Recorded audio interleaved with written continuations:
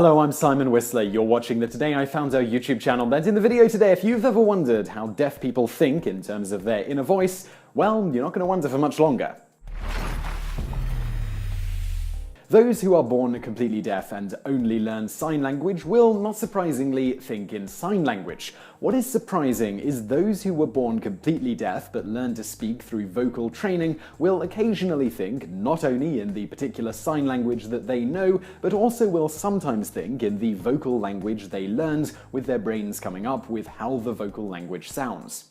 Primarily though, most completely deaf people think in sign language. Similar to how an inner voice of a hearing person is experienced in one's own voice, a completely deaf person sees, or more aptly feels themselves signing in their head. For those deaf people who are not completely deaf or wear devices to allow them to hear, they will often experience more vocal language in their inner voice in proportion to how much they can hear.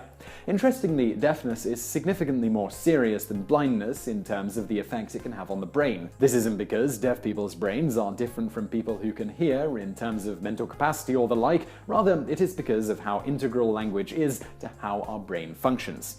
To be clear, language here not only refers to spoken languages, but also to sign language. It is simply important that the brain has some form of complex language it can fully comprehend and turn into an inner voice in order to drive thought. More specifically, language is integral in such brain functions as memory, abstract thinking, and, fascinatingly, self-awareness. Language has been shown to literally be the device driver, so to speak, that drives much of the brain's core hardware. Thus, deaf people who aren't identified as such very young, or that live in places where they aren't able to be taught sign language, will usually be significantly handicapped mentally until they learn a structured language, even though there is nothing actually wrong with their brains.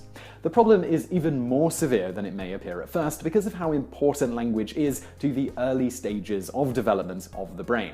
Those completely deaf people who are taught no sign language until later life will often have learning problems that stick with them throughout their lives, even after they've eventually learned a particular sign language. It is because of how integral language is to how our brains develop and function that deaf people were long thought of as inherently mentally handicapped and unteachable. In fact, until around the 1970s, it was still widely thought that the majority of deaf people were at least mildly mentally handicapped. So how could this be when they had various sign languages and even vocal training to allow their brains to develop and function properly? The problem stemmed from the fact that it was decided at the International Congress on Education of the Deaf that took place in 1880 in Milan that deaf people should not use sign language. Rather, they should be forced to use spoken language almost exclusively. This seems reasonable enough on the surface, as deaf people are fully capable of learning spoken language, and this would allow them to more completely integrate into the hearing world, which is what spurred these educators to make this momentous decision. The problem with this was only recently discovered, and indeed, many of the negative implications are only just now being understood. It turns out, while there are certainly exceptions, most completely deaf people who are forced to use only spoken language are only slightly better off than those who know no language in terms of the development of certain brain functions. The first research showing the failure of the oral method was done by Cambridge professor Reuben Conrad in the 1970s via testing reading ability in deaf teenagers trained in said method.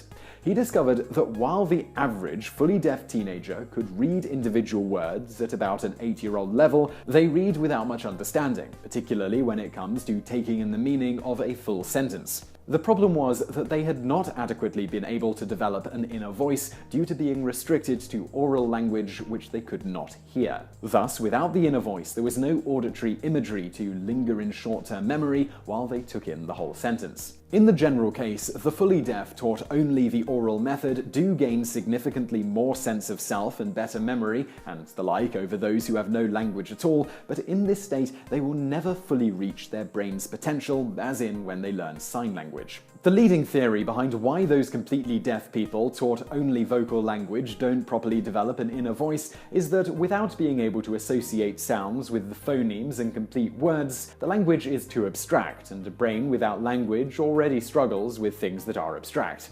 Those deaf people who learn sign language, however, have less trouble with comprehending vocal language and, as noted earlier, have the ability to have an inner voice that speaks. This is thought to be because once the brain has a structured language language from which to more or less run off of, similar to a computer's operating system, abstract concepts can be more easily grasped. Thus, comprehending vocal language sounds and text becomes significantly easier. Because of these findings, the oralist method of teaching the deaf that had endured for just under a century began being rapidly phased out in favor of a bilingual education where sign language is taught as early as possible and vocal language is taught as a sort of secondary language. As noted by Miranda Pickersgill, Chief of Deaf Services for Leeds Local Education Authority, bilingualism is still very much a hot potato. We have come in for a lot of flack and been accused of pushing deaf children into a signing ghetto. Yet the deaf had a big price to pay when the old methods failed. Not only could they not communicate, but they were left without a code to think in.